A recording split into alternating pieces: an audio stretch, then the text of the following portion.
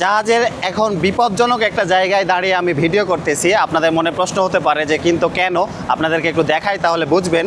এই যে এই জায়গাটা দেখতে পাচ্ছেন, ঠিক এই জায়গাটাই হচ্ছে প্রোপেলার।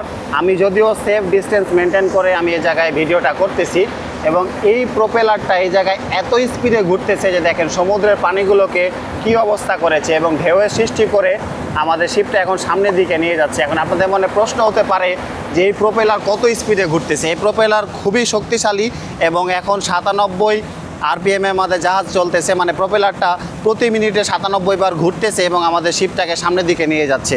চিন্তা করেন এত ভারী একটা শিপ এবং আমাদের সাথে 56,000 মেট্রিক টন কার্গো আছে। টোটাল এত ভারী একটা জাহাজকে সামনের দিকে এই প্রোপেলারটা পুশ করে করে নিয়ে যাচ্ছে। শুধু পুশ করেই নিয়ে যাচ্ছে না, আমাদের জাহাজের স্পিড আছে এখন 22 থেকে 24 কিলোমিটার পার আওয়ার, মানে যেটা জাহাজের হিসাব করলে বা জাহাজের কথা চিন্তা করলে অনেক ভালো একটা স্পিড। তো এত বড় একটা জাহাজকে, এত ভারী একটা জাহাজকে এই প্রোপেলার প্রচুর স্পিডে শিপের সামনের দিকে নিয়ে যাচ্ছে। এখন আল্লাহ না করুক এই জায়গা থেকে যদি কেউ এই প্রোপেলারের এখানে পড়ে যায়, তাহলে এত শক্তিশালী একটা প্রোপেলার এবং এত স্পিডে ঘুরতেছে, পুরো শরীর দ্বিখণ্ডিত হয়ে যাবে এবং বাঁচার তো কোনো কায়দা নাই।